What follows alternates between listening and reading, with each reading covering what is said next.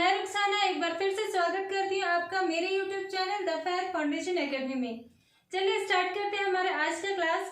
लेकिन फ्रेंड्स, आज की क्लास को शुरू करने से पहले आप सबको मेरी तरफ से हैप्पी इंडिपेंडेंस डे। फ्रेंड्स, जैसा कि हम जानते हैं आज 15 अगस्त है, स्वतंत्रता दिवस। हमारा भारत लगभग 200 साल तक अंग्रेजों के चंगुल में फंसा रहा और उसके बाद 15 अगस्त 1947 को हमारे देश को आज़ादी मिली और उसी दिन से हम सभी इस दिन को बहुत ही हर्षोल्लास से मनाते आ रहे हैं। लेकिन फ्रेंड्स, जैसा कि हम जानते हैं इस बार कोविड की वजह से बहुत से स्कूल कॉलेज सभी बंद है, तो हो सकता है कि ये खुशी और इस मौके पे जो कार्यक्रम किए जाते हैं ये सभी कार्यक्रम हो सकते हैं ऑनलाइन ही आयोजित किए जाए। लेकिन फिर भी हम आज के दिन की खुशी को कम नहीं होने देंगे और खुशी मनाएंगे। एक बार फिर से आप सबको मेरी तरफ से तहे दिल से हैप्पी इंडिपेंडेंस डे। चलिए स्टार्ट करते हैं हमारा आज का क्लास। फ्रेंड्स, आज स्वतंत्रता दिवस के मौके पर आज मैं हमारा जो झारखंड जीके का टॉपिक चल रहा है उससे हटकर एक नए टॉपिक को लाई हूँ। हमारा आज का टॉपिक है टोक्यो ओलंपिक्स 2020। आज हम ओलंपिक जो टोक्यो में चल रहा था अभी कुछ दिन पहले उसके बारे में पढ़ेंगे। फ्रेंड्स, ये जो टॉपिक है ये हमारे एग्जाम की दृष्टि से बहुत ही ज़्यादा महत्वपूर्ण है, क्योंकि ये हमारा करंट अफेयर्स में भी कवर होगा, साथ ही साथ खेल कूद के क्षेत्र में भी कवर होगा। तो ये वाला जो टॉपिक है ये बहुत ही इम्पोर्टेंट है और इसी वजह से मैंने अभी एग्जाम के दृष्टिकोण से मैंने झारखंड जीके से हटकर कुछ अलग अलग टॉपिक्स पे भी आप लोगों की क्लास को कंटिन्यू करूंगी। तो चलिए आज हम लोग पढ़ेंगे टोक्यो ओलंपिक्स के बारे में। टोक्यो ओलंपिक्स जो कि 2020 में होने वाला था, लेकिन कोविड की वजह से ये 2020 में नहीं हो पाया और ये 2021 में आयोजित किया गया। फ्रेंड्स, ओलंपिक जो खेल है ये हर साल ना होकर हर 4 साल में होता है। तो ये 2016 में इससे पहले हुआ था, 2016 से पहले 2012 में, फिर 2008, इसी तरह हर 4 साल के अंतराल में होता है। लेकिन 2016 के बाद ये 20 में होना तय था, लेकिन कोविड की वजह से ये 20 में न होकर 21 में हुआ, 2021 में। चलिए देखते हैं हमारा पहला पॉइंट क्या है। तो भारत ने सर्वप्रथम किस वर्ष ओलंपिक में भाग लिया था? भारत ने सर्वप्रथम किस वर्ष ओलंपिक में भाग लिया था? तो ये लिया था 1900 में। वर्ष 1900 में भारत ने ओलंपिक में पहली बार हिस्सा लिया था और उसी वर्ष महिलाओं ने भी ओलंपिक में भाग लेना शुरू किया था। इसे हम आगे के प्रश्नों में देखेंगे। भारत ने हॉकी में पहला स्वर्ण पदक कब जीता? ये प्रश्न मुझे लगता है लगभग सभी को पहले से मालूम होगा, क्योंकि हम लोगों ने इसे झारखंड जीके में भी पढ़ा है। ओलंपिक में भारत ने हॉकी में पहला स्वर्ण पदक कब जीता? तो वो 1928 में। और इस समय ये जो हॉकी में स्वर्ण पदक जीता था ये किसके नेतृत्व में हुआ था? उस समय जयपाल सिंह के नेतृत्व में ये उन्हीं की कप्तानी में ये स्वर्ण पदक हमारे भारत ने जीता था हॉकी में। चलिए फिर देखते हैं ओलंपिक खेलों का आयोजन कब कब और कहाँ हुआ। तो हमें इससे पहले के ईयर को और इस साल और इसके बाद वाले साल में कहाँ होना है उसे देखेंगे। तो इससे पहले जो हुआ था 2016 में, वो हुआ था रियो डी जेनेरियो में, ब्राजील में। ये ब्राजील की राजधानी है रियो डी जेनेरियो, यहाँ पे 2016 में हुआ था। फिर 2020 में जो होना था, जो कि कोविड की वजह से 2021 में अभी आयोजित हुआ, ये कहाँ हुआ? टोक्यो में। और टोक्यो कहाँ है? टोक्यो है जापान में, जापान की राजधानी टोक्यो में। ये कब हुआ? 2021 में, जो कि 2020 में होना तय था। अगला है हमारा, इसके बाद हम आगे के प्रश्नों में देखेंगे कि 2020 के बाद जो 24 में होना तय है, अभी 20 के बाद अगले 4 साल बाद, तो वो कहाँ होगा? वो फ्रांस में होगा, फ्रांस की राजधानी पेरिस में। वो भी मैं आगे के प्रश्नों में बताऊंगी। चलिए, ओलंपिक खेलों में किस वर्ष पहली बार महिलाएं शामिल हुई थी? ओलंपिक खेलों में किस वर्ष पहली बार महिलाएं शामिल हुई थी? तो वो भी हुआ था 1900 में, ईयर 1900 में। यहाँ देखिए भारत ने सर्वप्रथम किस वर्ष ओलंपिक में भाग लिया था? वो भी 1900 में। और अगर पूछा जाए कि ओलंपिक में पहली बार महिलाओं ने कब हिस्सा लिया? तो वो भी 1900 में था।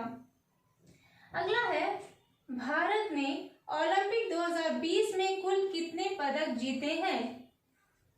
तो भारत ने ओलंपिक 2020 में कुल कितने पदक जीते हैं? कुल 7 पदक जीते हैं। तो वो कौन कौन से हैं फ्रेंड्स? उसमें 1 स्वर्ण है, 4 कांस्य और 2 रजत पदक हैं। ये जो 7 पदक जीते हैं भारत ने, उसमें सिर्फ एक गोल्ड मेडल था, फिर 4 कांस्य पदक और 2 रजत है, 2 सिल्वर, 1 गोल्ड और 4 कांस्य ब्रॉन्ज।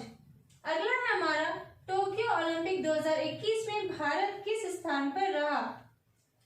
तो टोक्यो ओलंपिक में जो भारत का स्थान था वो कौन सा स्थान था?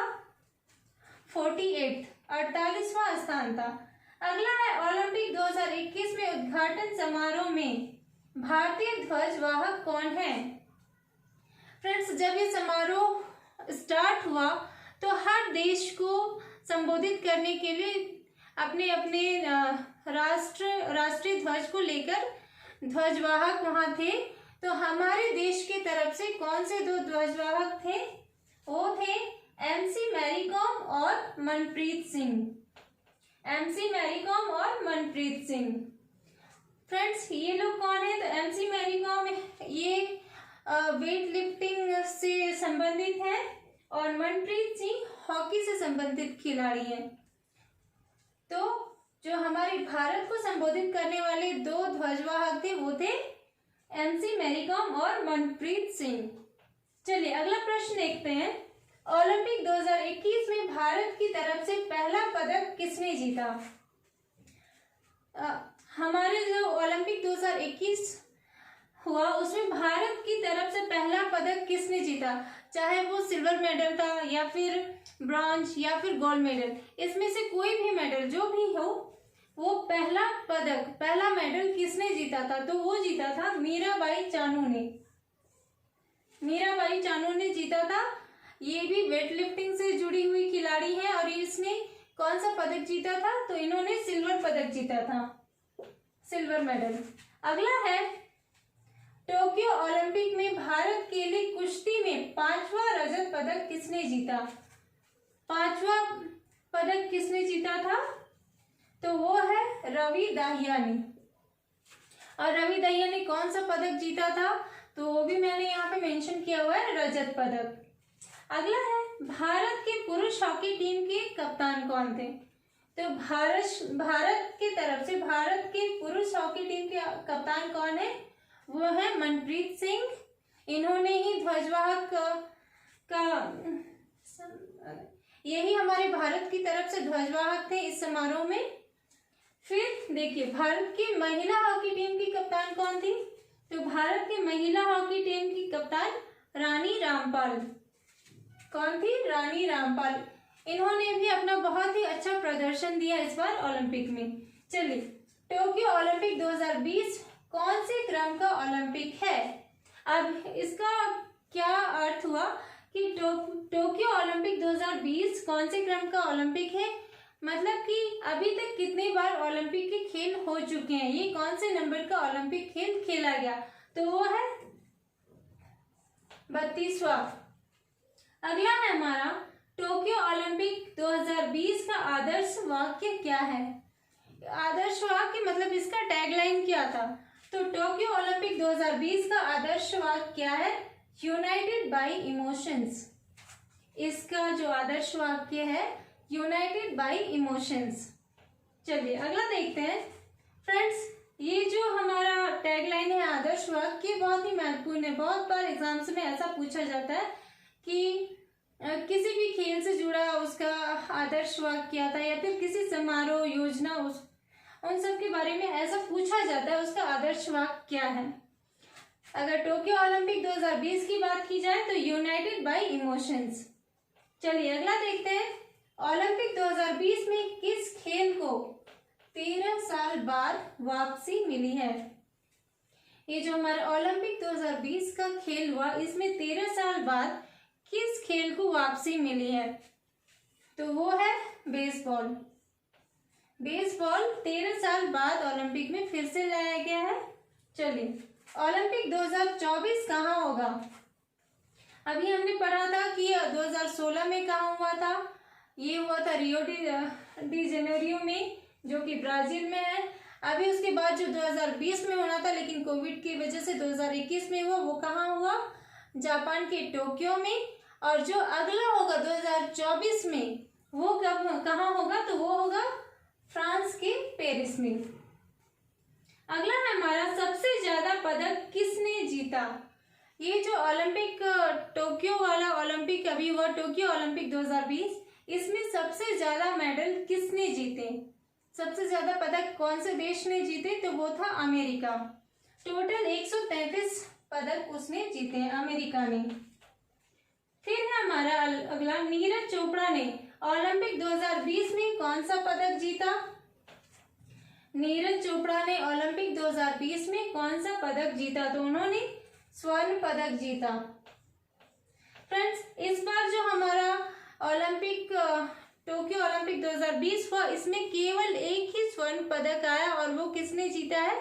वो एकमात्र खिलाड़ी नीरज चोपड़ा ने जीता है स्वर्ण पदक।